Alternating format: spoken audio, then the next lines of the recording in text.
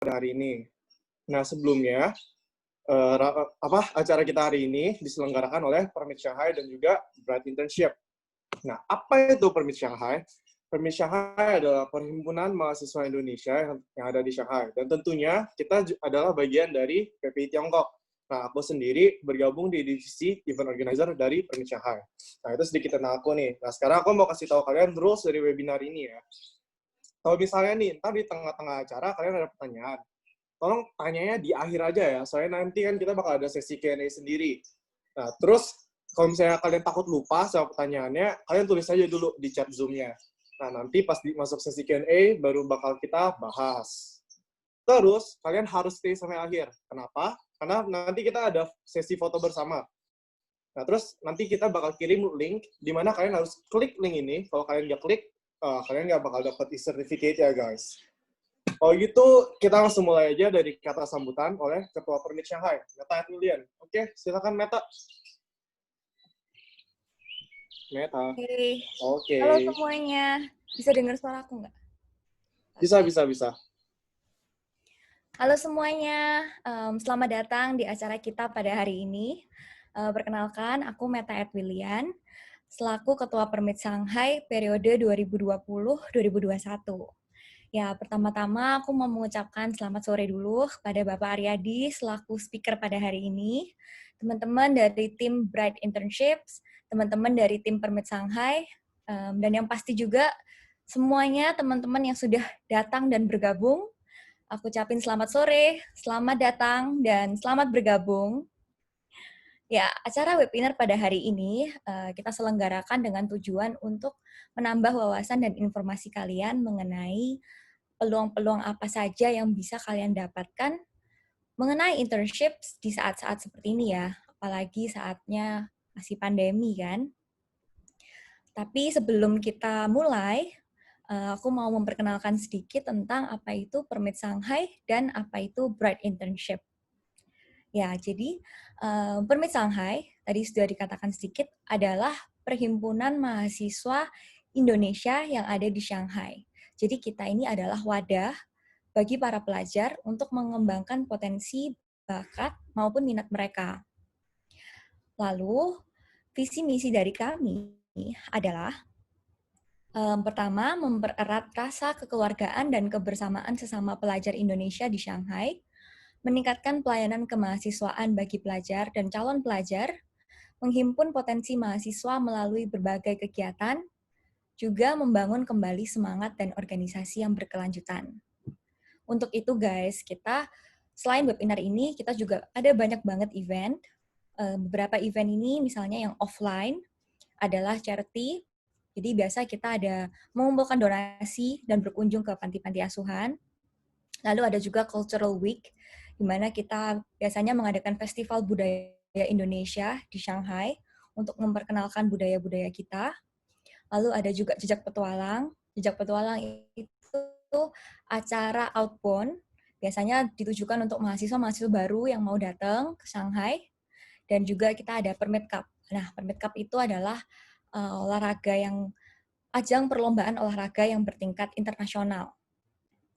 Selain acara offline ini, kita juga ada banyak acara online ya. Seperti kalian bisa lihat di Instagram kita juga ada banyak webinar, live Instagram, dan kedepannya bakal ada workshop, weekly info, dan lain-lain. Gitu.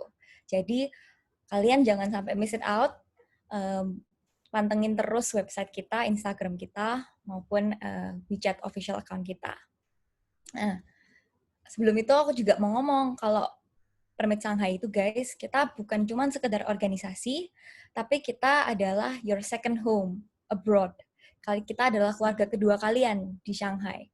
Jadi kalau kalian ada butuh bantuan, ada pertanyaan, atau ada usul, boleh langsung kontak kita. Nah, visi misi ini juga yang sama, yang juga dipunyai oleh Bright Internship, yang juga menjadi partner media kita pada hari ini. Nah, sekarang, what is Bright Internships? Untuk kalian yang penasaran, let's check out this video. Since 2015, Bright Internships has a mission to provide meaningful experience for students through the world's best internship program. Up until today, we have successfully placing 100 students to get their dream internship in various companies, from startup to multinational worldwide. We will take care of your pre-departure process until the end of your program, as well as build a customized program depending on your necessity. The students have started their international career journey. They challenge themselves to live out of their comfort zone and be part of the international work team. If you're ready to be the next, don't be hesitated to contact us because we are here for you. Bright Internships is your first step before getting hired.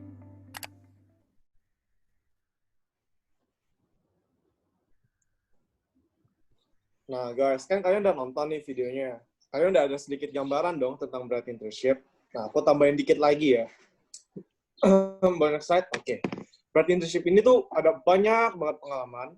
Mereka udah ada banyak pengalaman buat nih menghubungkan kalian, mahasiswa nih, misalnya yang kalian lagi mau cari intern, ke lebih dari 700 perusahaan di 16 negara yang berbeda. Wah, itu pilihannya udah banyak banget, guys. Kalian udah enak tuh tinggal milih. Terus internship-nya sendiri dibagi jadi dua, regular dan virtual. Untuk yang regular, kalian bisa tinggal dan travel di destinasi yang kalian tuju. Dan tentunya kalian pasti tetap dapat pengalaman bekerja yang baik. Nah, buat yang virtual tuh lagi cocok banget nih kalau yang virtual. Kan sekarang lagi pandemi, kita nggak bisa kemana-mana juga kan. Kita bisa cuma di rumah, tapi tetap merasakan rasanya magang di sebuah perusahaan.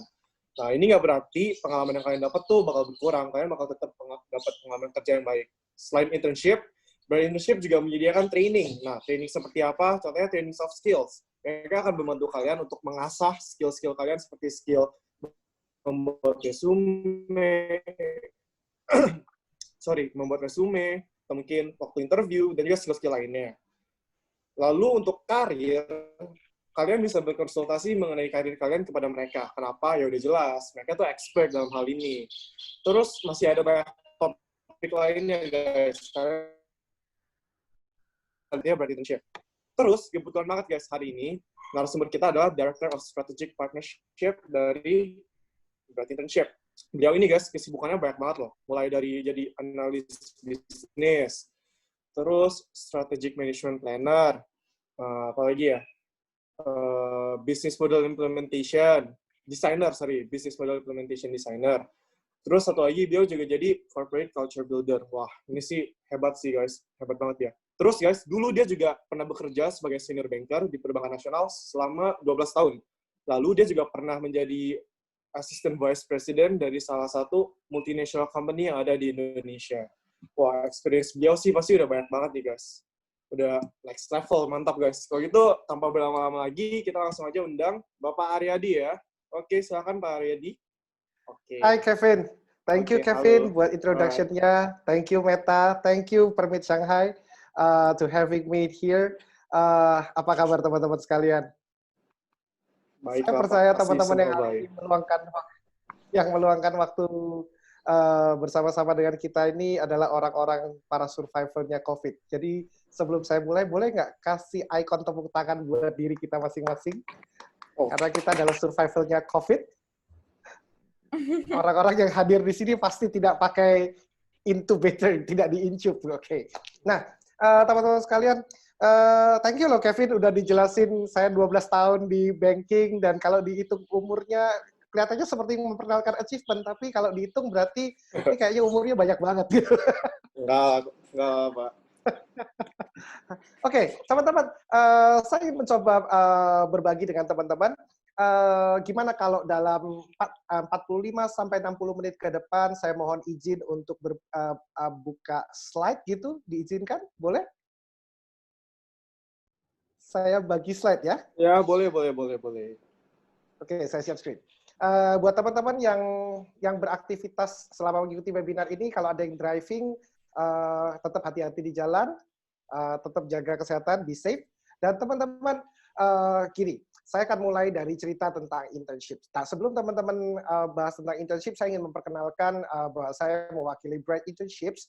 Di Bright Internships ini adalah sebuah kami sudah bertahun-tahun untuk membantu putra bangsa untuk berangkat ke luar negeri, mendapatkan exposure global, membuat CV mereka menjadi CV yang dipertimbangkan HR. kenapa Bright Internships ini menjadi salah satu daya tarik buat saya untuk berkarya. Karena sebagai profesional perbankan, saya melihat bahwa kebutuhan akan sumber daya manusia berkualitas dan punya daya saing juga daya saing global itu menjadi penentu. Karena saya percaya bahwa mutu layanan bintang 5 maupun mutu produk bintang 5 itu dihasilkan dari orang-orang yang kualitasnya bintang 5. Jadi masalahnya bukan pada resepinya, bukan pada sistem produksinya, bukan dari materialnya, tapi dari orang yang mendesain, mulai dari ide, visi, cerita. Itu kalau yang bikin memang orang level bintang 5, hasil akhirnya adalah produk dan layanan bintang 5. So, saya jadi punya concern besar untuk melihat generasi muda putra bangsa kita itu memiliki daya saing global dan mengeluarkan produk-produk dan layanan bintang 5. Jadi benar-benar bukan Indonesia ini pasti jelek. Bukan. Tapi kalau ngomong orang Indonesia, kita nggak bicara TKI, kita nggak bicara TKW. Tapi kita bicara profesional yang ikut menentukan arah kebijakan perusahaan, para tim strategik yang ada di perusahaan-perusahaan multinasional, itu diduduki sama putra bangsa kita. Dan itu ada di luar negeri. Jadi saya percaya Bright Internship merupakan your first step before getting hired. It's your first step before the world change. The game changer-nya harusnya ada di tangan kita.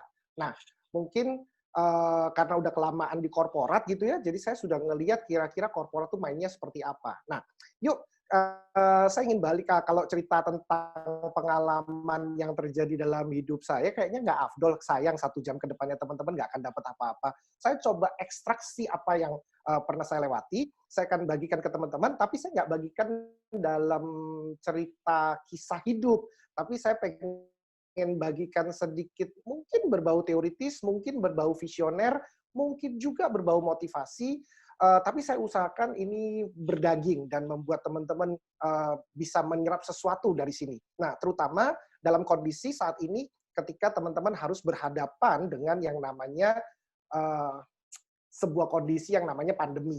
Ketika teman-teman kuliah nih, teman-teman ekspektasi bahwa teman-teman akan lulus kuliah, di-hire, pakai baju bagus, under your suit, your mind and your decisions itu akan dipakai di perusahaan-perusahaan besar. Yes, mimpi boleh tetap seperti itu. Tapi sejak awal tahun ini, pada faktanya kita harus berhadapan dengan makhluk cantik ciptaan Tuhan ini. Nah, makhluk cantik ciptaan Tuhan yang kali ini, dia sangat seksi sehingga seluruh dunia harus bertekuk lutut di hadapannya gitu. Nah, makhluk ini cukup mengubah everything. Nah, saya berharap yang tidak berubah adalah cita-cita dan mimpi kita. Makhluk ini sudah membunuh begitu banyak rekan-rekan dan saudara serta famili kita. Tapi saya berharap makhluk ini tidak membunuh cita-cita teman-teman sekalian. Nah, memang dalam kondisi COVID-19, kondisi pandemi yang telah ditetapkan secara internasional oleh World Health Organization, maka kita sudah come up dengan sebuah kondisi di mana kita ini work from home. Nah, istilah work from home kayaknya nggak tercipta dari tahun lalu. Nama-nama work from home itu seperti sebuah cita-cita bagi beberapa teman-teman jago coding, software developer yang bilang, klien saya di seluruh dunia, tapi saya kerjakannya dari rumah. Dan mereka menyebut work from home ini sebagai sebuah gaya hidup bagi teman-teman developer atau software developer. Namun ternyata nowadays work from home itu adalah sebuah gaya hidup bagi seluruh penduduk dunia mungkin, kalau saya tidak berlebihan, terutama pada saat Wuhan mengalami Guangzhou pintu pertama kali, dia mengalami COVID-19, waktu pertama kali pandemi masih berupa epidemi, maka work from home itu menjadi sebuah aktivitas penting bagi mereka. Nah, ayo kita sorotin dulu dari mana kita berdiri. Kalau kita pasang Google Map, kemana arah tujuan kita, tentu yang paling dicari pertama adalah pinpoint where to start. Kemanapun kita mau pergi, kemanapun cita-cita teman-teman, yuk kita lihat kondisi kita saat ini. Dengan kondisi work from home, maka secara otomatis kondisi kita ini menyebabkan kita memiliki banyak sekali keterbatasan. Namun keterbatasan itu berubah. Hari ini kata-kata less is more. Kalau teman-teman krisis ekonomi dalam kondisi COVID ini, teman-teman bisa lihat bahwa sekarang ini orang lebih mengutamakan kualitas dari kuantitas. Jadi lebih baik punya pegawai sedikit, tapi bisa handle all the operations daripada saya punya ratusan pegawai untuk gagah-gagahan. Oh, company kami punya 1.000 pegawai, company kami punya 3.000 pegawai. Bukan. Tapi hari ini siapa yang concise, siapa yang ramping, siapa yang efisien, dia yang menang. Dan kalau teman-teman perhatikan lebih lanjut, ini yang menarik. Krisis ekonomi ini sudah banyak sekali worker-worker kita yang meningkatkan kualitas hidupnya, bukan hanya karena mereka bisa bertumbuh, cita-cita bisa terlaksana, tapi juga mereka punya time dengan keluarga jadi quality. Lalu mutu pekerjaan mereka di company juga sangat berkualitas. Nanti kita akan bahas lebih lanjut. Terutama ketika kalau teman-teman perhatikan kondisi yang terjadi saat ini adalah teman-teman yang ada di dunia profesional itu saat ini malah lebih memikirkan bagaimana mereka itu bisa dapat income lebih dengan cara saya punya banyak waktu dan saya bisa membantu bisnis yang sudah di setup keluarga. Misalkan sebagai seorang manajer pemasaran saat ini karena pabriknya tutup dan pabriknya itu mengurangi produksi dan yang jalan itu hanya repeat customer, dia lebih punya banyak waktu untuk membantu catering istrinya yang mulai berkembang gara-gara pandemi ini. Sebagai manajer pemasaran, dia lebih peka terhadap kebutuhan market dan dia mulai mempertajam social media management sehingga pemasarannya dia untuk inbound marketing jadi jauh lebih baik. Nah, ini sebenarnya apa? Gara-gara kan closing down-nya si pabrik kan. Nah, lalu ada lagi yang menarik lagi, closing down tidak berada pada skala produksi dan industri saja. Pada skala retail dan service pun juga terjadi closing down. Kita lihat banyak hotel tutup, banyak restoran tutup, banyak usaha yang juga tutup. Nah, ketika banyak yang tutup, maka sebenarnya ada dua hal. Kalau kita mau bersikap negatif, kita akan melihat bahwa ini adalah sebuah iklim bisnis yang sangat buruk untuk memulai sebuah bisnis. Namun, dengan banyak yang tutup, artinya akan ada banyak supply yang tidak terpenuhi. Demand-nya kan tetap, jumlah penduduk dunianya kan tetap. Jadi otomatis kalau mau ditanya, berapa persen dipotong sama yang udah kena COVID nih, angka mortalitas kita katanya naik nih menurut WHO. Nah, setelah dipotong, yang masih hidup ini kan malah nggak berani keluar rumah. Berarti kan sebenarnya kalau kita mau buka usaha catering, ini opportunity. Kalau kita mau buka, karena toko-toko dan mall-mall nggak buka, sehingga kalau kita mau jualan baju online, ini kan opportunity. Sebenarnya kan gitu. Jadi sebenarnya ini adalah balance gitu. Nah, ke closing down ini kalau mau disikapi juga sebenarnya ada positif dan negatifnya. Teman-teman setelah closing down, yang menarik teman-teman kita ini banyak pabrik yang bilang begini, oh enak kalau udah closing down ini. Kenapa? Karena dengan kayak begini kita jadi nggak bayar gaji pegawai banyak, fixed cost-nya nggak banyak. Nah, resikonya apa kalau fixed cost-nya nggak banyak dan gaji pegawai nggak dibayarkan? Berarti banyak unemployment. Oke, jadi banyak orang cari kerja nih, ada yang unemployment nih. Pertanyaannya, mereka ini benar-benar statusnya unemployment dengan tingkat kualitas daya beli turun, atau mereka ini unemployment karena status. Nah, teman-teman coba pikirin. Beberapa teman yang dibilang unemployment, mereka memang berhenti bekerja, tidak terdaftar lagi sebagai part structures di dalam people management planning, tapi dia ini masih bekerja. Jadi di rumah mereka buka catering, jualan online, mereka jadi konsultan, mereka mengerjakan sistem pembukuan bagi beberapa perusahaan secara online gitu kan. Jadi mereka ini disebut unemployment karena tidak terdaftar dalam sebuah korporasi. Namun mereka bukan orang yang nganggur. Mereka juga sibuk. Tapi mereka melakukannya work from home. Nah, ini tidak terlacak. Yang model kayak begini ini mereka terima uangnya, tetap terima. Jadi mereka dapat transferan dari mana-mana, dari semua klien-klien mereka. Kalau mereka buka catering, bisnis mereka maju saat ini ketika masa pandemi, orang jadi banyak yang restoran yang nggak buka, maka otomatis unemployment itu hanya sebagai status.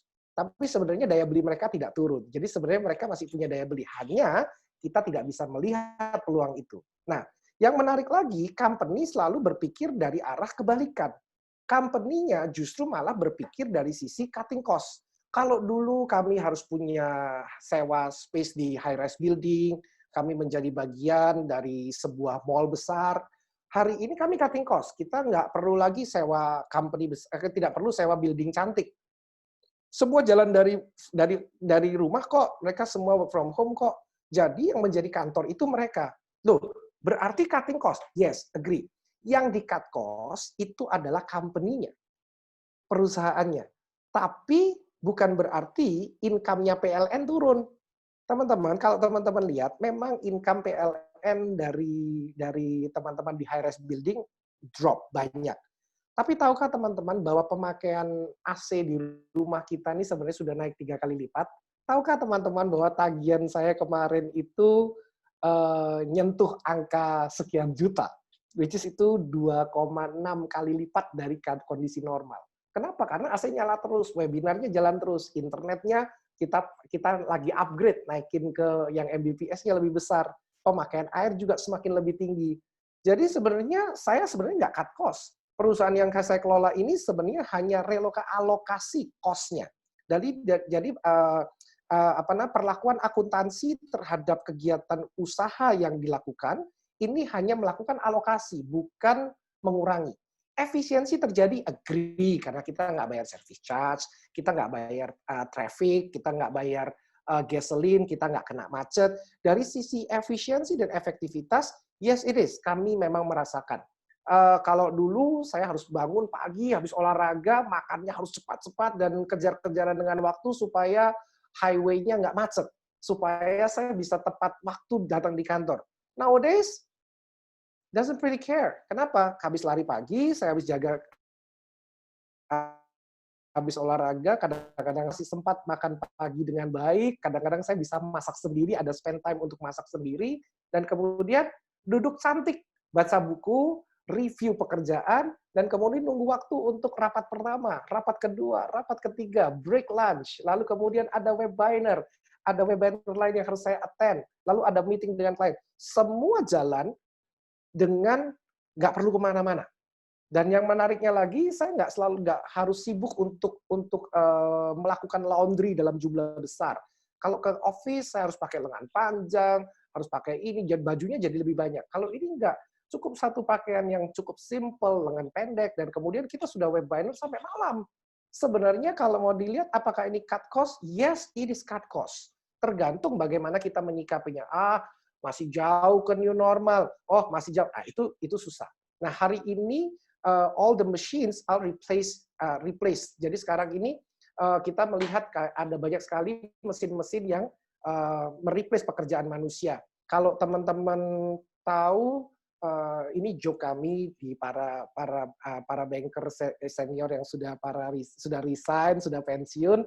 Jadi kami sering bikin joke, gila ya, kita dulu mau bangun ATM, berantem sama vendor, ribut-ribut cari tempat, mikirin pusing rapat sampai malam untuk bawa ini ke nasional, untuk bawa ini ke board. Hari ini teman-teman katanya semua orang yang ada di tahun-tahun 2020 ini orang kaya. Teman-teman nggak percaya? Di kantong kalian sudah punya ATM sendiri. Bahkan beberapa di antara kalian udah punya mall sendiri. Bukan toko loh, kalian tuh punya mall. Kalian bisa lakukan semua aktivitas, pembelanjaan, pembelian, pengiriman, pelacakan. Itu semua dari satu gadget yang namanya mobile phone. Dan kemudian kalian bisa transfer tarik tunai. Tarik tunai pun even nggak butuh kartu, cukup pakai handphone. Kalian mau bayar pun QR-nya muncul di handphone. Hampir teman-teman ini yang sekarang ini punya bank sendiri dan punya mall sendiri. Nah, bagaimana kalian mengelolanya? Of course, itu isi di luar tanggung jawab percetakan, gitu kan? Tergantung gimana kalian mengelola keuangan kalian. Gitu. Nah, terus ada lagi yang menarik, kalau teman-teman perhatikan di dalam era new normal ini, teman-teman masih bisa melihat bahwa everything is goes to online.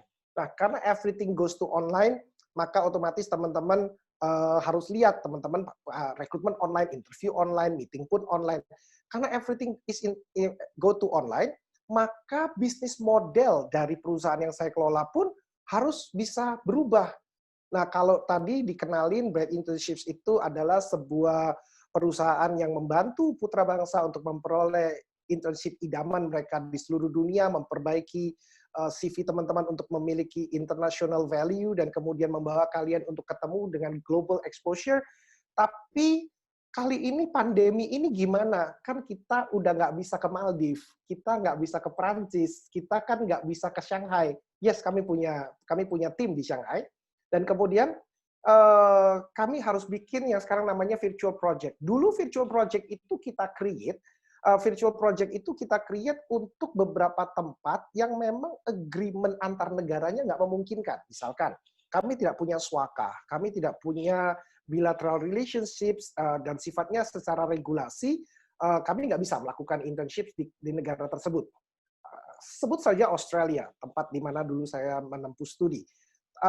Karena hubungan Indonesia dengan Australia yang pasang surut, dan kemudian keberadaan orang Indonesia di sana, dan so on dan sebagainya, ada kebijakan diplomatis yang menyebabkan Australia tidak bisa menerima anak Indonesia magang, kecuali anak Indonesia yang sekolah di Australia dan kemudian dia dapat kerja di sana atau magang di sana. Nah, hal itu kita bisa jalankan dengan nama virtual project internship, karena kalau virtual project orangnya kan tidak perlu store paspor ke sana. Jadi ini adalah decision yang kita ambil, strategic move yang kita pakai untuk membawa teman-teman itu menemukan impian teman-teman untuk bekerja atau magang di seluruh dunia. Nah, ternyata program ini menjadi program andalan kita sekarang. Bahkan program ini menjadi primadona ketika teman-teman tahu bahwa ada kekhawatiran berlebihan untuk bisa mengunjungi negara lain, maka pandemi ini menyebabkan program virtual project internship in Asia suddenly booming. Suddenly orang-orang jadi happy dengan program ini. Apa sih sebenarnya virtual project internship in Asia? Ini adalah sebuah program unik yang kami buat.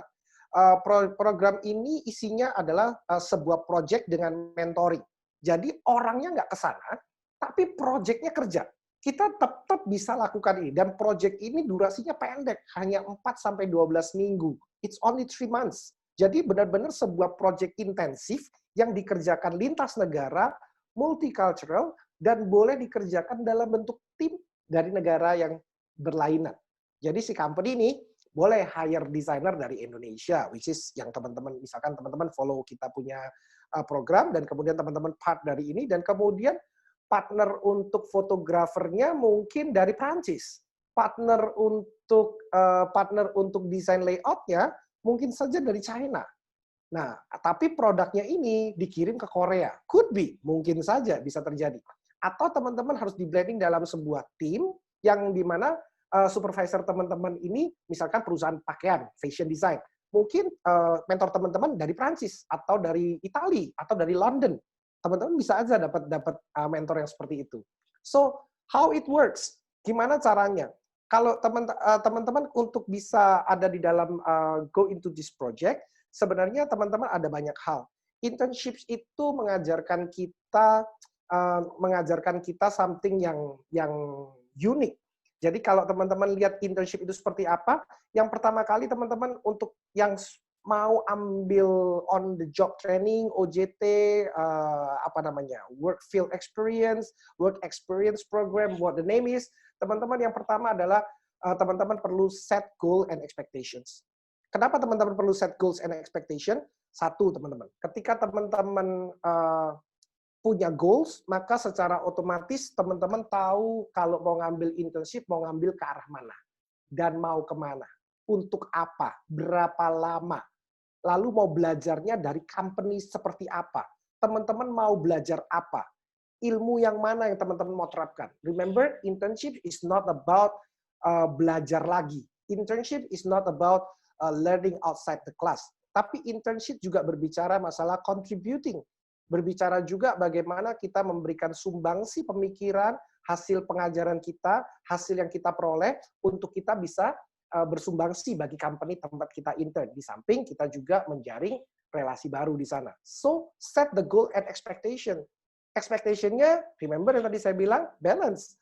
Antara ekspektasi untuk berbagi dengan ekspektasi untuk belajar.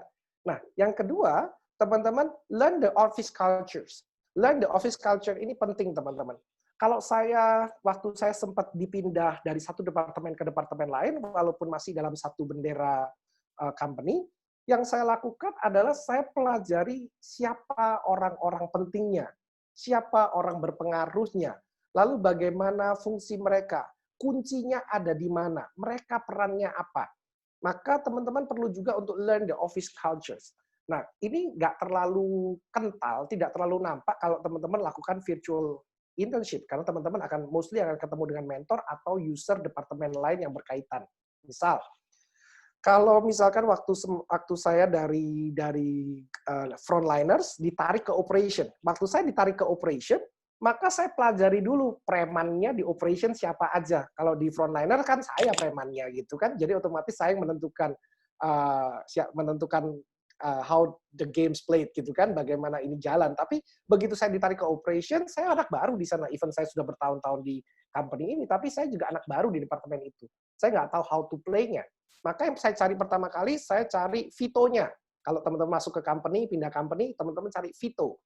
Vito itu very important top officer. Mereka bersembunyi di balik baju managing director, direktur utama gitu kan. Kayak Pertamina ini kan Vito-nya jelas. Direktur utamanya Mbak Wike, tapi kepala premannya Ko Ahok gitu kan. Jadi ini jelas gini. Jadi kan Vito-nya siapa tuh mesti jelas itu. Lalu mulai dari sana, dari Vito itu berarti adalah sebenarnya kita harus cari siapa yang jadi key decision maker. Siapa yang jadi key influencer yang mempengaruhi. Lalu siapa yang jadi key recommender. Kalau saya ambil contoh Pertamina nih, salah satu yang lagi heboh, yang YouTube-nya paling banyak nih. Bu Wike itu adalah key decision maker. Karena kalau dia yang nggak dia take decision, karena dia di root-nya. Kapan kilang selesai, kapan ini. Tapi selama ini kan dia nggak bisa bangun keputusan dengan baik. Kenapa? Karena banyak yang tekan dia gitu kan, yang mereka kita sebut sekarang mafia migas and so on. Netizen kan selalu punya nama lah buat gitu-gitu. Tapi di company sama juga, decision maker-nya ada. Tapi lihat di belakang decision maker itu ada nggak key influencer-nya? Ini kita lihat jelas, Bu Wike ini key influencer-nya adalah Pak Ahok. Kalau mau ribut, yang cari gara-gara Pak Ahok duluan. Supaya semua orang ribut lihat Pak Ahok, terus Bu Wike ambil keputusan, Pertaminanya jalan, Pertaminanya buka, Pertaminanya beli kilang gitu. Jadi memang dibuat ribut dulu, biar komutnya dibuat ribut. Nah itu berarti key influencer. Ada nggak culture seperti itu? Ada. Office culture seperti itu ada. Tapi kan kalau kalian magang, kalian nggak sampai lah kalau masuk ke office political, nggak masuk. Terus kemudian yang ketiga adalah key recommender. Key recommender itu siapa? Siapa yang merekomendasikan? Lihat teman-teman, Bu Wike kalau mau ambil keputusan, mau beli kilang, mau jual saham, mau tutup ini, ada key recommender-nya, yaitu Pak Erick Thohir. Which is key recommender-nya ini posisinya lebih tinggi. Key recommender tidak harus lebih rendah, bisa jadi lebih tinggi. Jadi ada key influencer dan key recommender. Yang terakhir adalah key user. Key user itu bisa kita, bisa jadi atasan kita, bisa jadi kepala departemennya. Nah, teman-teman mesti lihat office culture-nya seperti apa. Jadi teman-teman sebagai anak magang di sana, satu, nggak nyolot. Yang kedua, teman-teman tetap bisa belajar dalam segala bentuk iklim company. Karena company itu mostly kalau ke anak intern baik semuanya. Mostly mereka tidak akan showing up apa yang menjadi intern, tapi mereka akan tunjukkan kerja itu kayak gini. Kalian akan belajar kulitnya. Tapi yang teman-teman perlu pelajari adalah office culture-nya. Kenapa? Karena yang salah satu yang penting di dalam terutama untuk virtual internship ya, yang paling terpenting itu adalah komunikasi. Nah, bagaimana teman-teman bisa maintain communication kalau teman-teman don't understand the culture? Lalu ada tempat yang misalnya orang-orang di sana akan suka kalau dipanggil sir, ma'am, pak, bu. Nah, di company tempat saya bekerja yang dulu itu American style, karena American company. Jadi mereka nggak ada yang panggil Mr., Miss, itu nggak ada. Mereka tuh call by name. Semua orang itu bisa bikin keputusan bodoh. Semua orang itu juga bisa bikin brilliant suggestion. Jadi otomatis mereka menghargai any age, any color, any race. Pokoknya kalau idemu bagus, you are brilliant. That's it. Nggak peduli dia baru kerja sebulan, nggak peduli dia udah kerja setahun. Yes, you are the star gitu. Nah, maintain communication-nya perlu. Kalau teman-teman ngelihat di tempat itu gaya komunikasinya adalah menghargai senioritas dan teman-teman diminta untuk panggil bapak, ibu, dan you go with bapak, ibu, sir, madam, you go with that. Dan itu perlu di-maintain juga komunikasi ketika teman-teman melihat komunikasi yang enak untuk coworker seperti apa gitu. Terus kemudian ada juga yang nggak suka kalau misalkan family time-nya diganggu. Atau ada yang nggak suka kalau chatting-chattingnya itu, atau nggak suka chatting, tapi sukanya di telepon. Itu juga penting. Nah, terus kemudian teman-teman ask for help and feedback. Selama teman-teman menjalankan internships, teman-teman bisa minta feedback. Jadi jangan sungkan untuk ask for help. Jadi teman-teman nggak stres. Waduh, ini kerjaan susah sekali. Kenapa? Karena teman-teman seolah-olah nggak ada yang bantu. No, teman-teman, you may ask for help. And jangan lupa, ketika teman-teman sudah mengerjakan, ask for the feedbacks. Apakah mereka happy dengan pekerjaan ini? Nah, satu tips kecil buat teman-teman untuk bisa ace your internships, salah satunya adalah time management. Time management ini penting banget buat teman-teman. Aduh, basi acaranya time management. Yes, tapi I tell you, yang basi ini, topik time management ini adalah topik tersulit yang saya pernah struggle di dalam hidup saya. For example, ketika teman-teman ngeset yang namanya priority. Priority ini ketika di-set, mana duluan? Nah, teman-teman, saya punya trik kecil untuk handling the priority.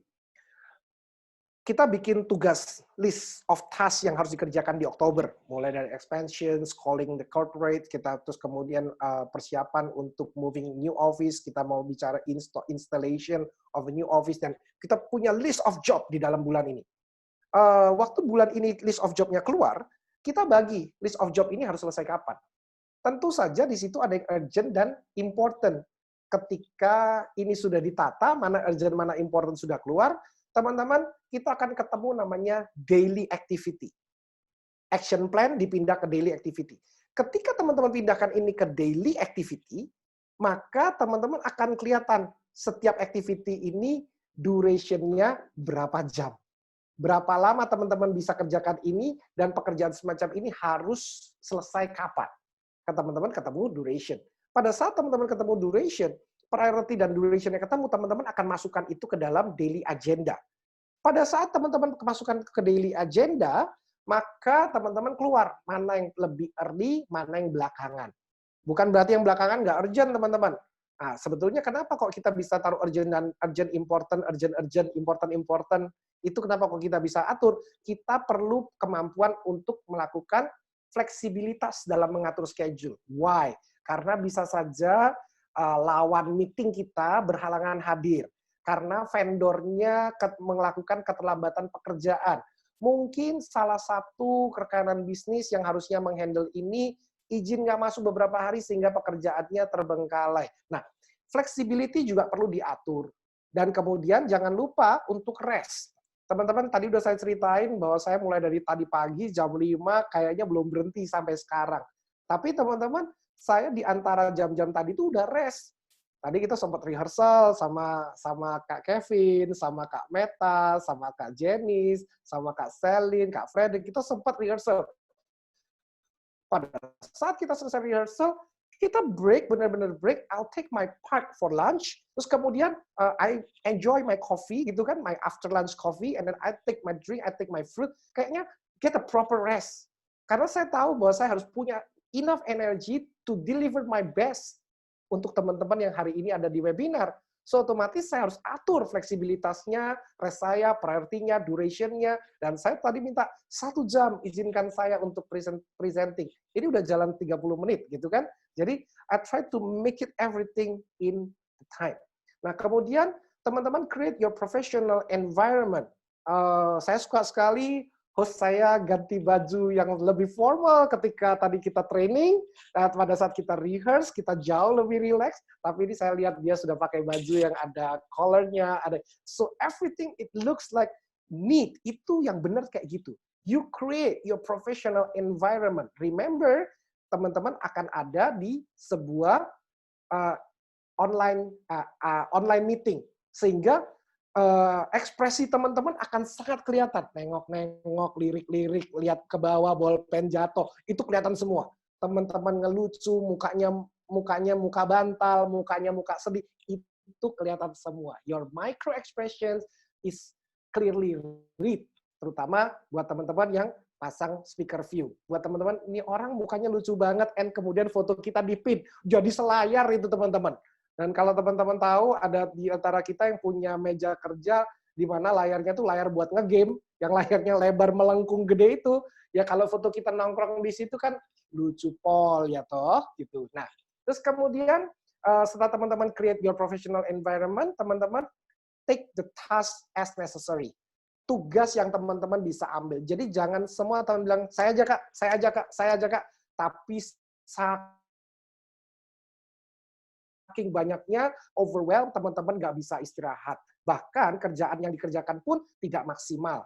Ada yang nggak ngerti tapi tetap dikerjakan. Jadi ini bisa bikin penilaian kita malah jatuh. Mungkin kita cukup mengerjakan sesuatu yang ada di porsi kita dan memberikan usulan kalau memang kita kebetulan tahu bagaimana pekerjaan itu harusnya dilaksanakan, berikan usulan biar dikerjakan sama yang bertugas mengerjakan. Ambil tugas as necessary. Terus kemudian yang paling penting adalah bagian dari time management, cut some slack. Usahakan untuk adaptasi, jangan sampai ada ya slack dikit sama dia, gua nggak enak sama dia. Kenapa? Teman-teman part of the international culture. Coba buat teman-teman yang pertama kali ke Shanghai, shock nggak lihat Shanghai? Kotanya maju, bangunannya gede, tempatnya bersih. Attitude-nya orang Shanghai gimana? Buat teman-teman, oke nggak ada di Shanghai? Kaget nggak yang biasanya dapat perlakuan ramah di Indonesia, kena Shanghai yang super cepat gitu? Kaget nggak? Nah, itu hal-hal kayak gitu di cut some slack. Kita perlu punya kemampuan untuk adaptasi. Nah, that's why kenapa Bright Internships come up dengan ide untuk virtual internship. Dan teman-teman, sebetulnya persiapan teman-teman untuk masuk ke company, baik yang reguler maupun yang virtual, teman-teman sangat membutuhkan adaptasi. Nah, adaptasi ini yang memang kita sedang supply, ini yang memang kita aturkan, ini yang memang kita kerjakan dalam bentuk sebuah kurikulum. Kita bentuk ini menjadi sebuah silabus. Bagaimana caranya teman-teman bisa win and ace your internships.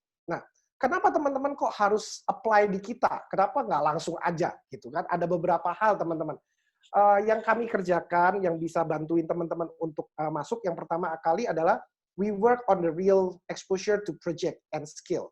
Jadi teman-teman, kalau teman-teman ke company yang ada di rekanan kita, we have 700 something company, hopefully will be 700 plus or even 800 ketika pandemi ini berakhir. Kita upayakan supaya mereka stay healthy semua, karena ada tekanan ekonomi juga yang terjadi di sana. Dan kemudian yang berikutnya adalah ketika teman-teman masuk ke company-company itu, teman-teman mengerjakan project yang beneran. Kalau teman-teman mengerjakan accounting, maka teman-teman akan terima data dari ERP mereka.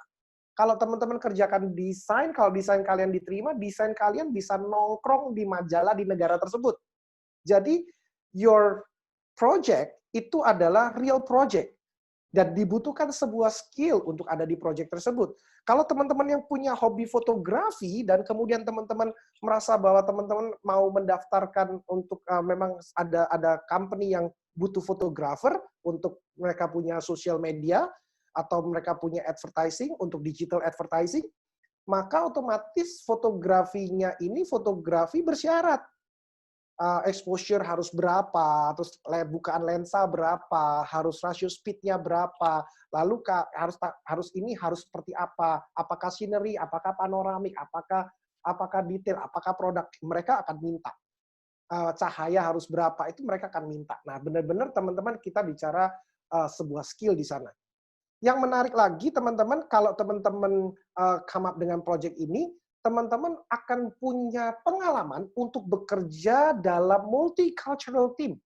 Teman-teman nggak akan bekerja sendirian. Kenapa? Your advisor maybe is someone from other background, from other culture. Dan cara kerja mereka beda.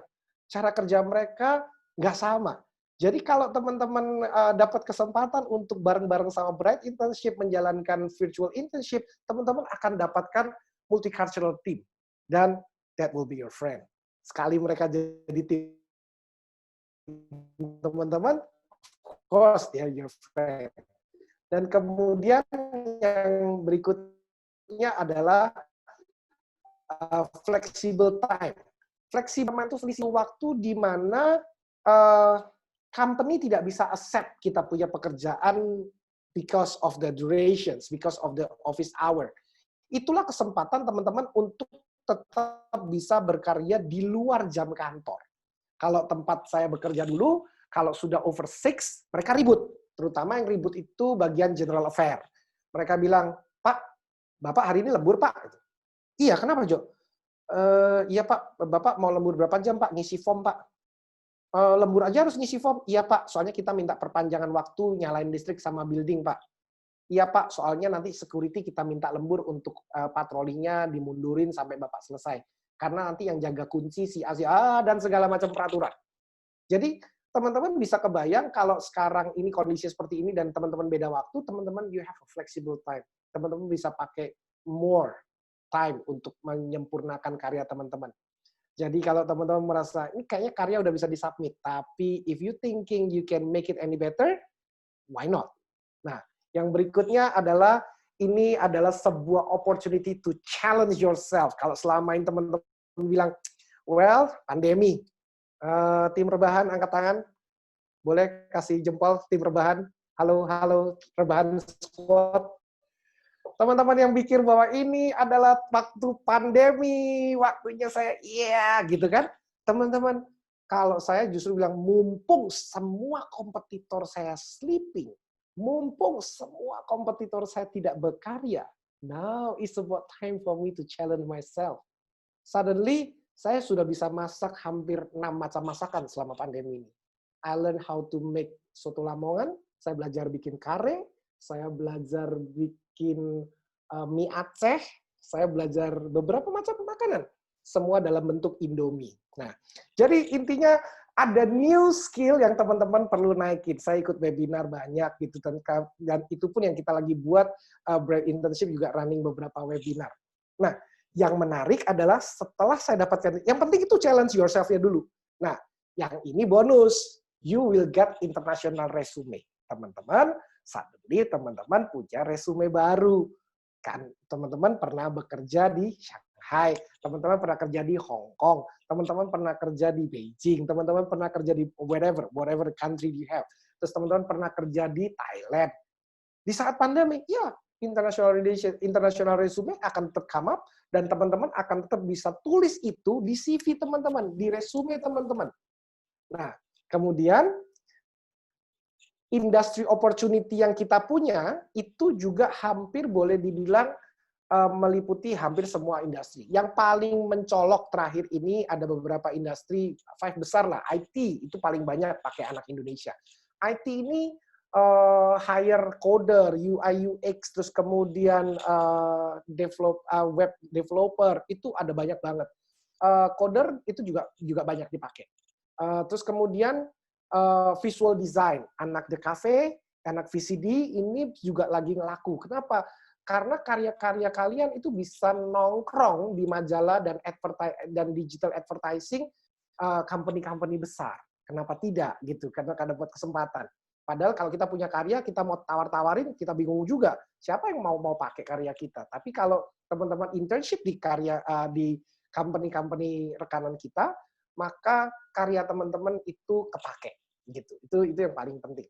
Once again, internship is not about how we learn something from the company, but also what we gonna contribute for the company itself. Gitu. Jadi ini adalah ajang untuk pamer kemampuan teman-teman selama ini.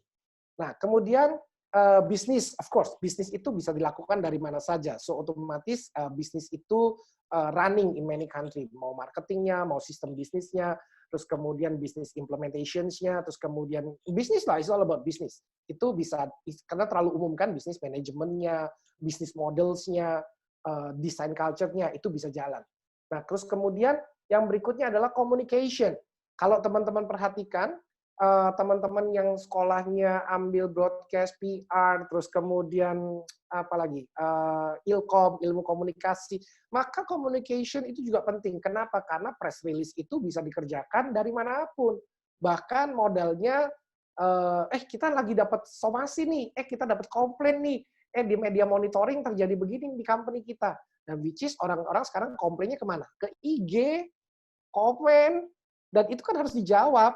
Nah, itu teman-teman yang pegang yang anak-anak komunikasi bahkan even bisa bilang, "Oke, now you hold our media sebagai salah satu media officer, kalian handle IG kita." Dan ketika ada komplain, ada pertanyaan tentang produk, ada pertanyaan tentang ini, itu semua teman-teman bisa jawab langsung di tempat. Kalau dulu kami harus punya PR team untuk memverifikasi, diverifikasi secara tata kalimat, tidak boleh ambigu, bisa menjawab emergency, bisa menjadi emergency respon, karena kalau company lagi dikomplain itu berarti in the status of emergency.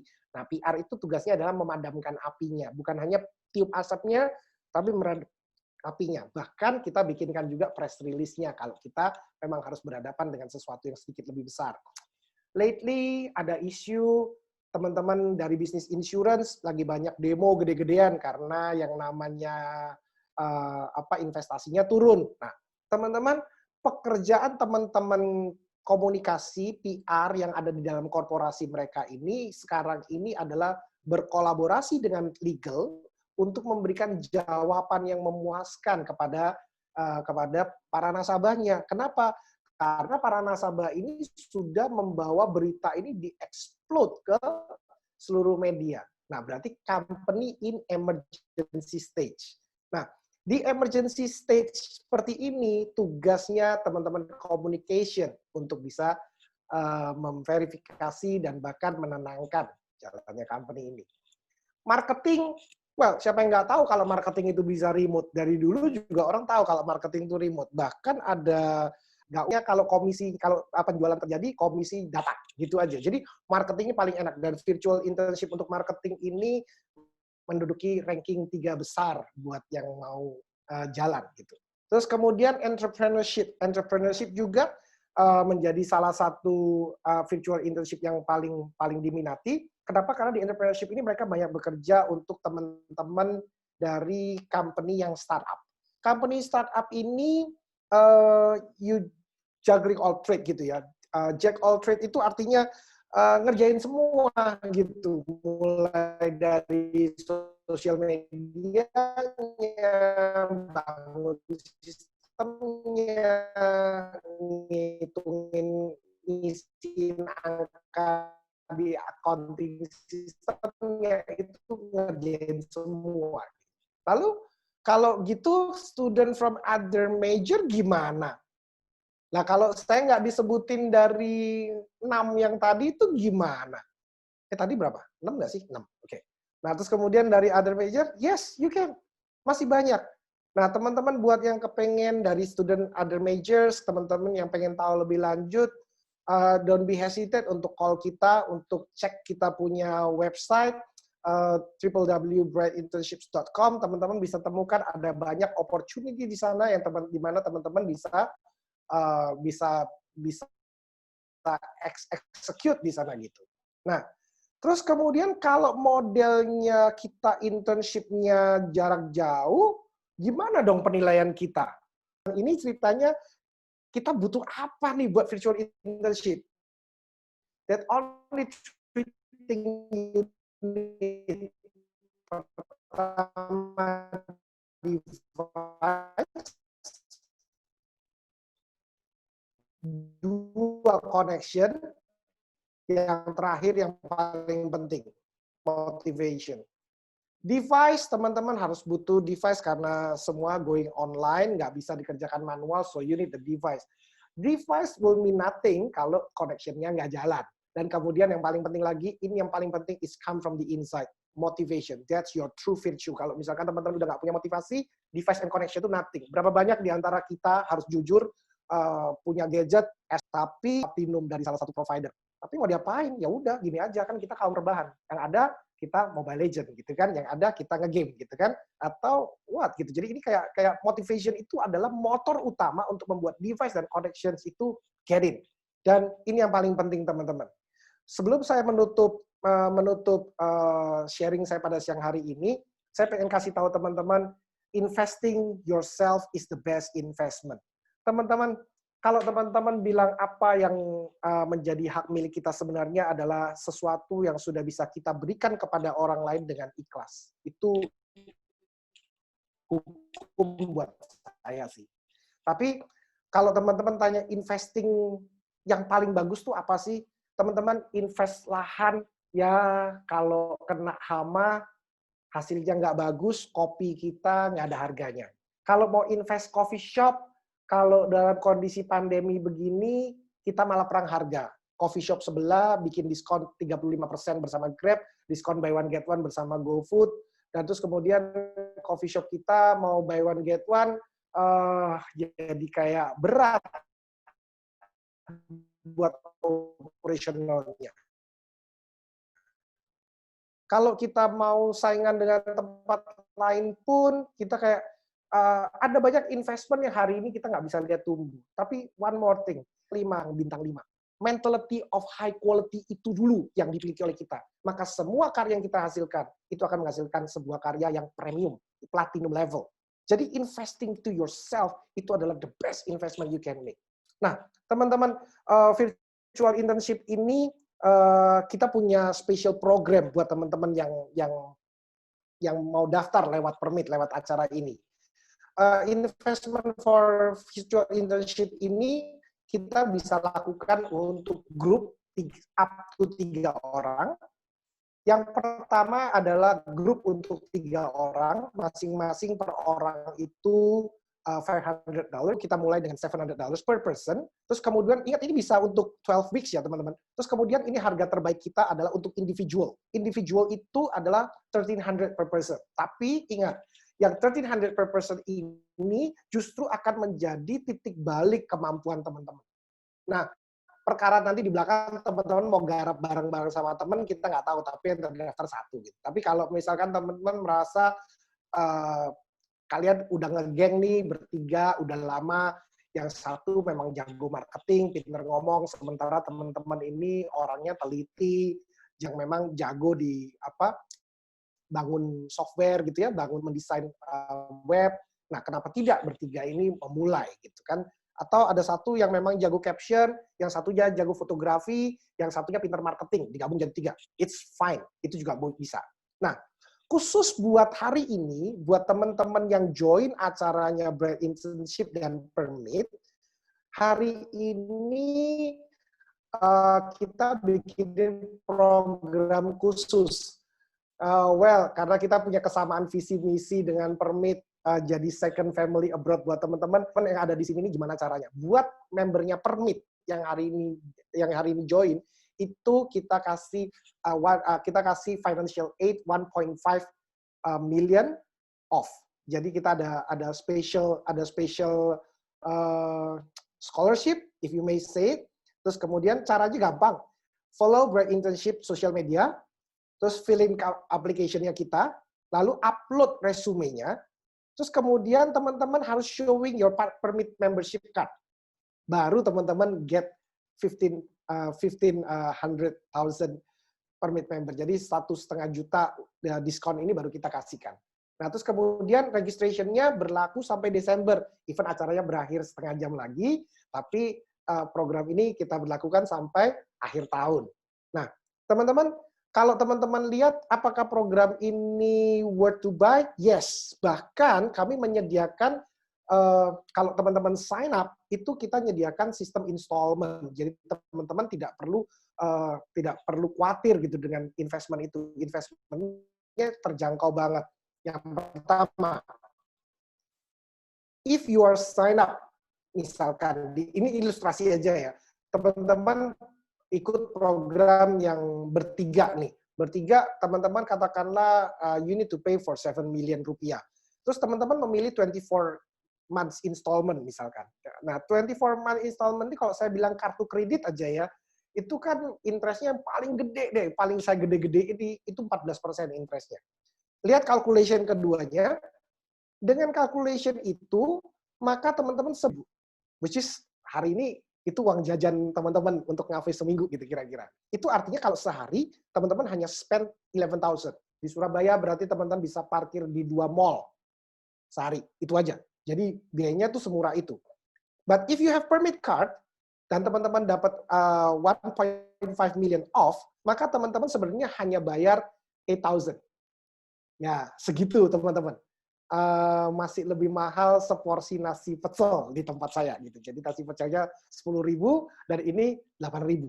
Mahalan kopi gitu, mahalan secangkir kopi di tempat saya gitu. Jadi you really get the best offer kalau teman-teman memanfaatkan your membership di Permit. Ini juga sekaligus menambah added value bagi membernya Permit. Terus kemudian teman-teman dalam apa yang teman-teman sudah investasikan, of course teman-teman entitled to have beberapa hal yang ada di sini. Teman-teman boleh capture kita punya layar.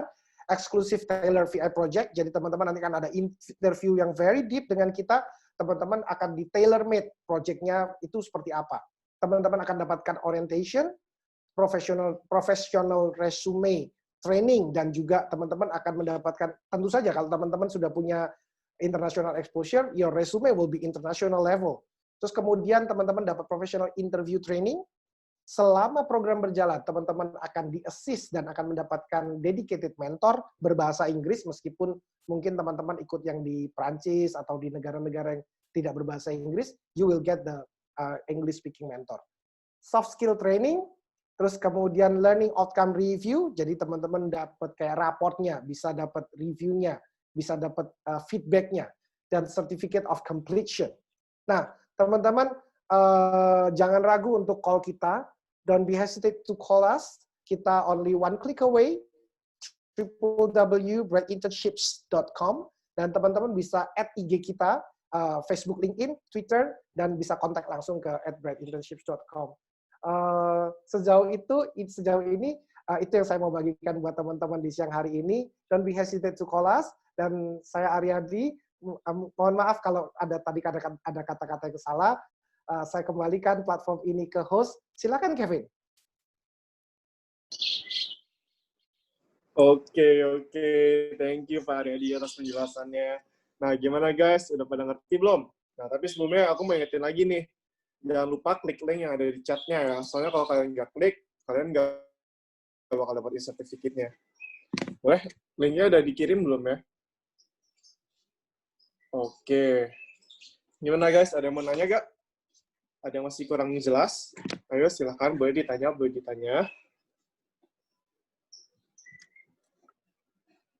Ada yang mau tanya guys?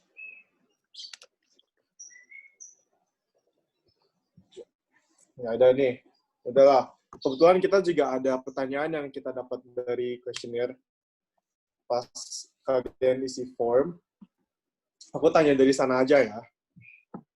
Sebentar. Oke. Nih, Pak Aryadi, ini mau tanya nih. Kalau misalnya, ini kan lagi pandemik gini nih, kita kan juga mahasiswa kan jadi kuliahnya online. Itu mengganggu nggak sih? Apa kita bisa nih online class sambil virtual internship gitu? Yes, exactly bisa. Sebenarnya pertanyaan ini adalah pertanyaan yang paling banyak ditanyain, Kevin. Jadi mereka bilang kalau sekarang ini semua kan runningnya by Zoom, semua runningnya by platform communication online. Justru enaknya adalah teman-teman in the same platform, teman-teman bisa dapatkan multiple experience from multiple discipline. Dan yang menarik adalah ketika pandemi ini berakhir, teman-teman adalah orang-orang yang come up dengan apa? Kalau di kita tuh ada SKPI, sistem surat keterangan pendamping ijazah. Artinya pendidikan kita ini vokasional, bukan sekedar ijazah akademik lulus gitu aja, tapi dilengkapi surat kemampuan non akademik gitu, SKPI. Nah, kemudian kalau teman-teman sudah bisa nulis resume dengan internship ini, itu boleh dibilang itu adalah sebuah pengalaman vokasional. Artinya itu nilai plus ketika teman-teman lulus nanti.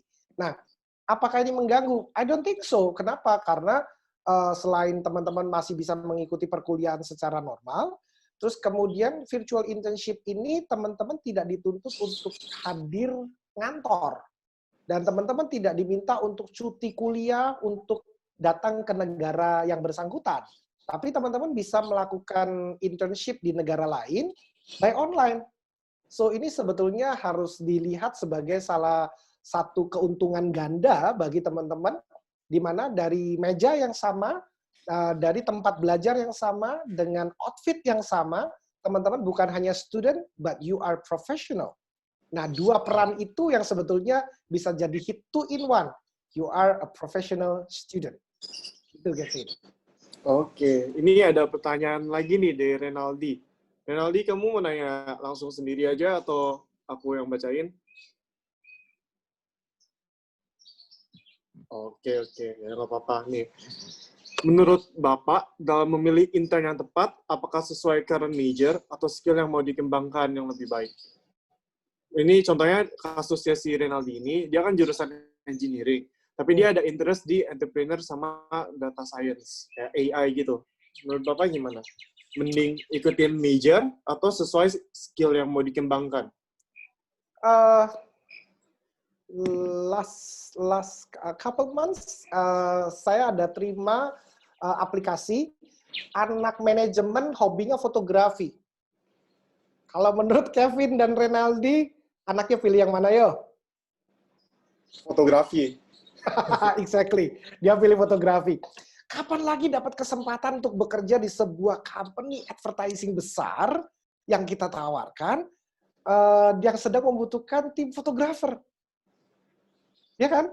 Kalau kita mau bicara masalah skill yang kita mau ambil, tidak ada yang salah dengan itu. Yes, you are in the right track. Kalau teman-teman memang lagi misalkan belajarnya current major-nya, tadi current major-nya engineering, tapi Aldi kayaknya nggak ngejelasin engineering-nya apa? Chemical atau elektrik atau engineering apa tuh, Renaldi? Mechanical katanya. Mechanical, oke, teknik mesin. Kalau misalkan di teknik mesin itu sampai lulus paling mentok-mentoknya itu robotik. Paling mentok. If I'm not mistaken ya. Tapi hari ini robotik sendiri tidak berbicara sebagai robotik only, tapi dia sudah masuk ke artificial intelligence, mulai main sensor. Remember teman-teman, terutama buat Aldi, kalau misalkan Aldi sekarang lihat ada 6 hal yang mendisrupt teknologi kita.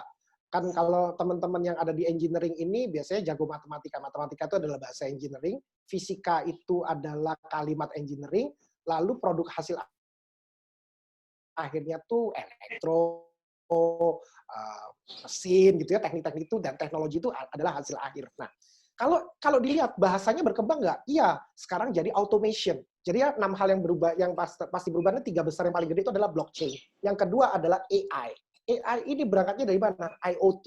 So otomatis kalau dapat kesempatan untuk belajar di sebuah company yang bisa ngajarin AI, maka wawasan digitalisasi yang dimiliki oleh Aldi itu akan jauh horizonnya lebih lebar instead of dapetin dari kurikulum sekolah aja. So otomatis saya akan encourage.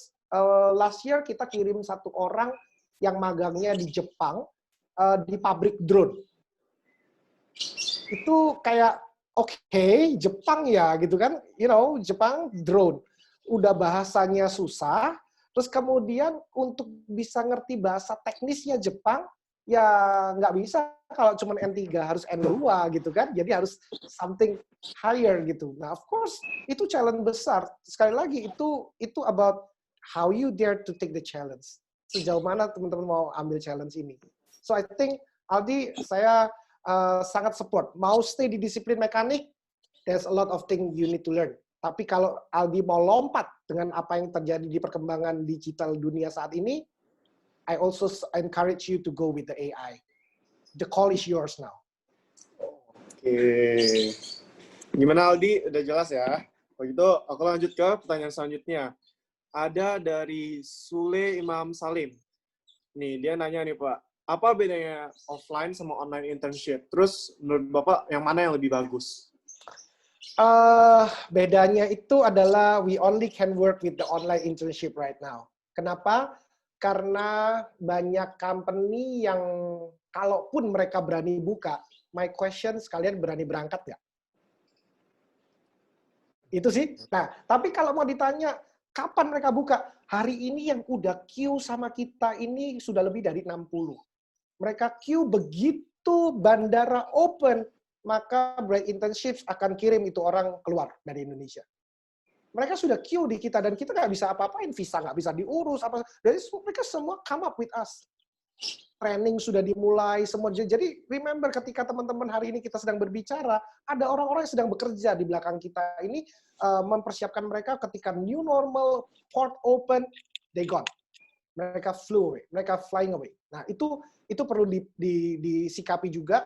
Tapi kalau yang tidak mau kecolongan, curi start dulu dengan virtual internships. If you doing very good in virtual internship, besar kok kemungkinan teman-teman akan di-hire. Besar kok kemungkinan, why don't you fly here? Why don't you come here and meet your team? Mungkin kok, itu kemungkinan itu ada kok, selalu ada kok peluang itu. So I think kalau untuk Sule, mungkin mau jalan dengan virtual internship, dan prepare untuk regular internship, why not? We are open for that.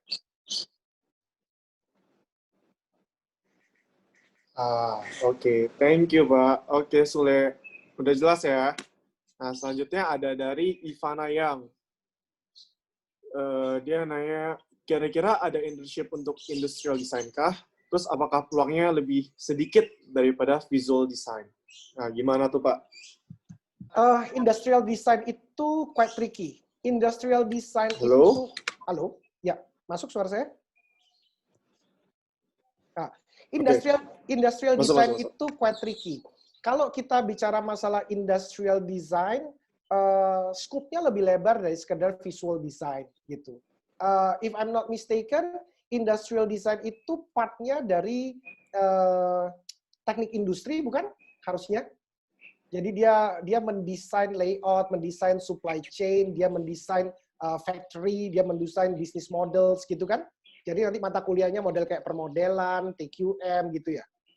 Am I right? Apakah itu yang Ivana maksud? Gimana, Ivana? Benar nggak? Oh iya. Oke. So in this case memang itu berarti bisanya mulai dari supply chain dari awal sampai ke sales and distribution-nya dipelajari. Untuk internship itu kelebaran, Ivana. Definitely kelebaran. You should go with something. Kemarin kita terima anak internships dari RMIT di Melbourne, Australia. Dia masuk ke sini hanya untuk belajar warehouse management. Padahal itu under mata kuliah supply chain. Jadi kalau Ivana mau belajar total dari front to end abisnya, itu kelebaran untuk internship. Masa internshipnya kependekan. Karena kalau mau pelajari mulai dari front to end, building a factory from scratch, itu nggak cukup kalau cuma waktunya 2 tahun, 3 tahun. It could be more. Tapi kalau teman-teman mau memang ininya pendek, you want to go deep, ambil pendeknya. Mau ekspor-import, mau accounting, mau warehouse management, mau ERP-nya, mau apanya gitu, diambil potongnya itu ya. Jadi I think still work for Ivana.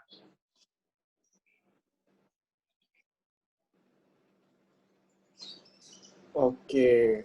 Lanjut ya. Ya. Ini ada dari Caroline. Can you explain how you connect students to the company? And also, do you mind mentioning what big company that has partnered with you before? Well, karena saya lulusan Citigroup, ya Citigroup and the Gang pasti jadi partner company kita. Tory Burch itu juga partner company kita. CNBC, apalagi ya, kalau perhotelan, you name it, Westin, Marriott, under SPG Group, terus kemudian karena kita ada di Prancis juga, di beberapa negara di Eropa, you name it, Accor Corporations, itu juga bareng sama kita, jadi quite a lot sih. Nah itu terus kayak, how do you connect the students with the company? That's my job. Alright. Mau intern di bawah saya nggak? Oke. Ya, of course kita punya koneksi besar dan biasanya under connections to another connections is bring up our circle getting bigger and bigger. Oke. Lanjut ya, Sure. Caroline, udah cukup ya. Terus ini dari Khadijah Oktaviani. Dia nanya ya, kira-kira langkah-langkah yang kita butuhkan untuk apply internship. Apa langkah-langkah yang dibutuhkan buat apply internship ke luar? Yes. Luar negeri. Klik kita punya link www.brightinternships.com. Follow kita punya IG, asking di sana. My team ready to answer all the questions sampai kepada global logistiknya pun we have the answer. Oke. Oh ini tadi Renaldi ada nanya lagi nih. buat list Yes. company-nya bisa lihat di mana ya? Terus itu Ya, company-nya bisa kita pilih sendiri atau nanti bakal di-assign langsung dari Bright Internship-nya?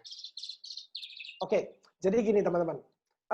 Company, department, job itu adalah 3 hal yang menurut teman-teman seolah-olah kayaknya there is a job desk under department inside a company. Cara berpikirnya seperti itu. Tapi company mikirnya nggak kayak gitu. Kita lagi cari orang itu yang suitable untuk specific job. Karena statusnya intern. Kalau misalkan teman-teman mau handle finance, yang bisa dikasih apa? Mungkin adalah final analysis, final record, final admin, itu yang dilakukan. Final projection itu besar kemungkinan nggak dikasih. Karena nggak on board kan. Jadi weighted rate dari job yang akan diberikan kepada anak intern itu tidak seperti weighted rate orang-orang yang employed organically. Nah, itu juga perlu dilihat. Nah, kami dari Bright Internships itu harus bisa nimbang.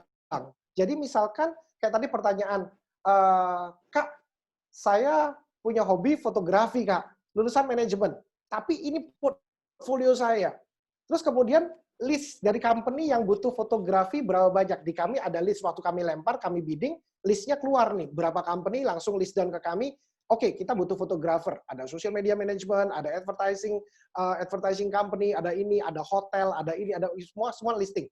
Nah, si anak tiba-tiba milih company. Kak, kayaknya ini bagus, Kak. National Geographic, Kak. Saya mau listing ke sana. Terus National Geographic bilang, oh, fotografer kami penuh. Jadi otomatis, oke, mau nggak ke hotel? Mau nggak ke media? Mau nggak ke advertising? Judgment-nya masih banyak. Jadi kalau mau ditanya apakah boleh pilih company, yes of course, kalau memang punya pilihan, boleh. Kalau seandainya company itu nggak open, kami akan adjust ke company lain yang semirip-miripnya, yang paling mendekati dan sesuai dengan kebutuhan. Itu cara kerja kita. Oke. Lanjut ya. Ini tadi Sule ada nanya lagi nih, Pak. Boleh dijelaskan sedikit mengenai internship di China, lebih tepatnya di Shanghai, yang lagi available sekarang? Sure. Itu chat ke kita. Sule, private chat ya ke kita ya. Di DM, kita di DM. Kayaknya tuh explanation-nya bakal agak sedikit panjang, tapi tim kita bisa kejelasin ke Sule. Langsung aja call kita. Oke, kalau itu lanjut aja ya. Ya, ini masalah durasi, Kevin. Ya, kalau saya jawab Sule, bahwa nggak dapet nih. Ini ada question dari Billy. Tadi Yes, Billy. pricing-nya untuk 12 minggu kan? Yes. Itu full 12 weeks internship atau untuk mentor dari Bright Internship-nya ya? Oh, of course kalau sudah masuk ke internship, ya teman-teman harus sama mentor, sama company yang bersangkutan, nggak sama kita dong. Tapi tentu saja kita akan bantu teman-teman untuk prep sebelum teman-teman bisa lolos interview ke mereka. Oke. Ini ada dari Adiana J. Ada 2 nih. Yang pertama dia nanya, what thing I should prepare for applying internship? Itu kan tadi udah dijawab sama Pak Aryadi. Ya. Next-nya dia nanya, do you need to be a senior or have certain experience or license? Nah, gimana tuh, Pak? Internship-nya ini kan online. Kalau yang disebut license itu seperti apa contohnya? Misalkan akuntan harus punya akuntan publik gitu, atau harus punya CFP atau CFA gitu. Apakah itu yang dimaksud oleh Adiana? But I think kalau kami memang membuka internship itu mulai dari bangku kuliah, most likely anak intern nggak ada yang license. Accounting nggak ada yang license, operational nggak ada yang license, ERP juga nggak license. Mereka pasti licenseless lah. Nah, terus kemudian kalau kita bilang, do you need to be a senior? Enggak dong, namanya internships. Internship itu kan membuka peluang bagi young generations yang masih dalam masa studi di dunia akademis, tapi boleh mencicipi dunia profesional.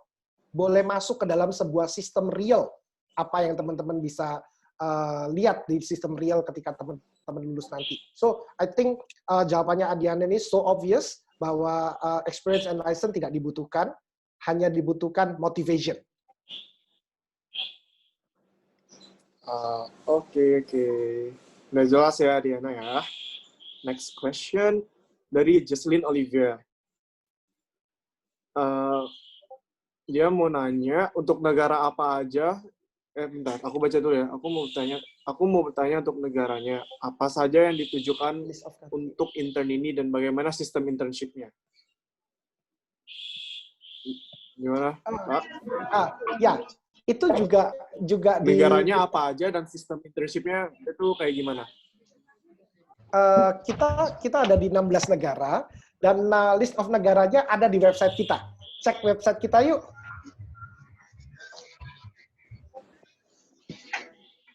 Terus sistem internship-nya gimana tuh, Pak, katanya tuh? Yes, ada beberapa negara yang memang bisa virtual. Ada beberapa negara yang sudah yang biasanya reguler. Tapi untuk sementara ini kita hanya batasi di beberapa negara yang ada di virtual. Khusus Jesselyn, saya chat personal deh. Nanti saya tunjukin nama-nama negara yang sudah yang bisa virtual sekarang. Atau Julie bisa bantu saya untuk list nama negara yang bisa virtual dan kemudian langsung dijawab di kolom chat box. Is it answering?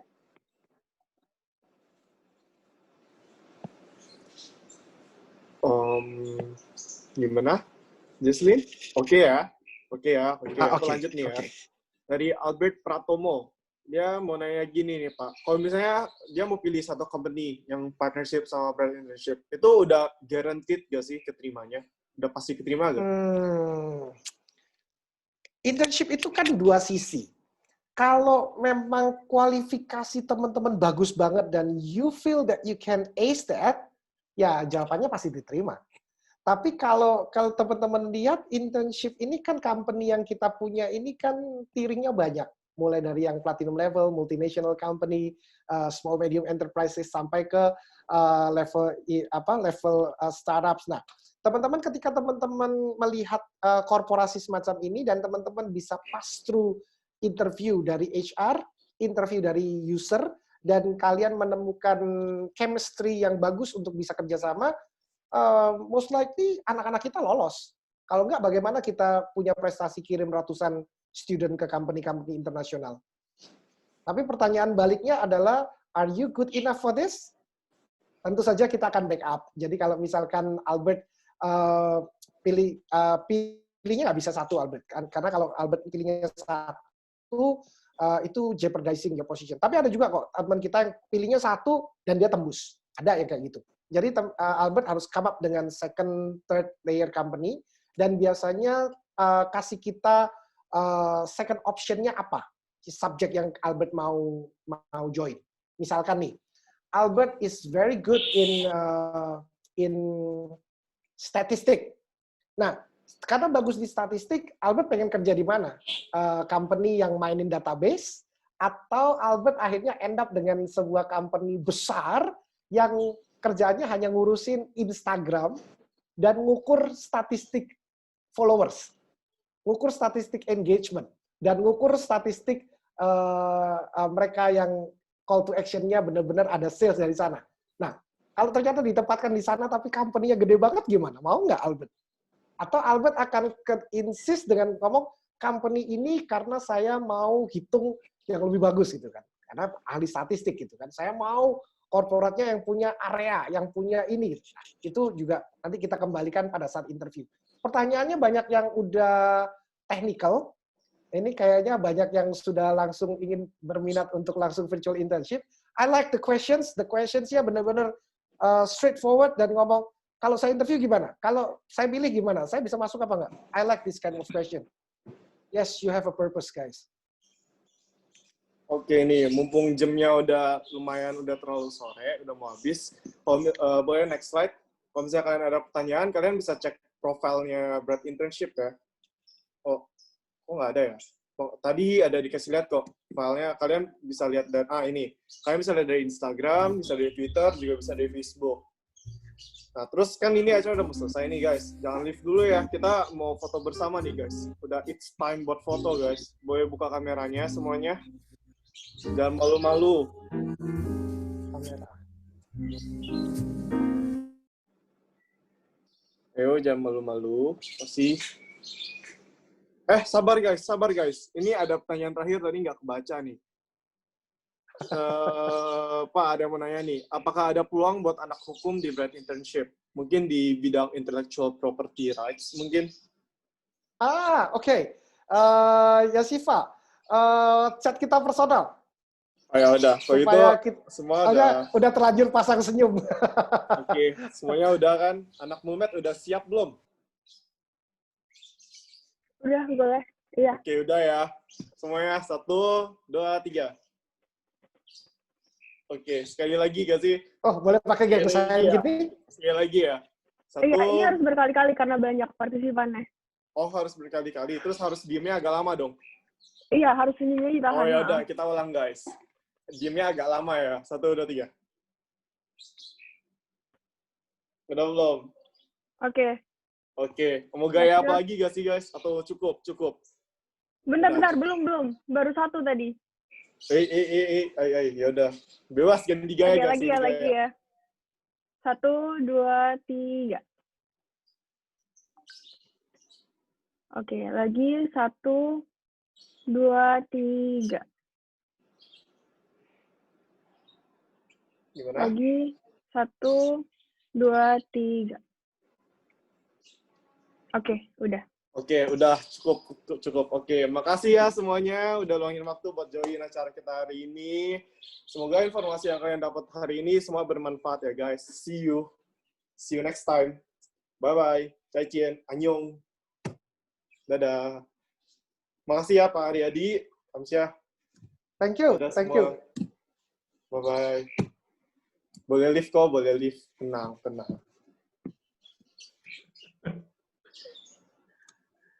Udah live semua? Oh, masih banyak. Ya. Bye-bye guys, makasih ya. Makasih. Bye. Kamsia. Oh, ada yang lagi di luar tuh, Redmi.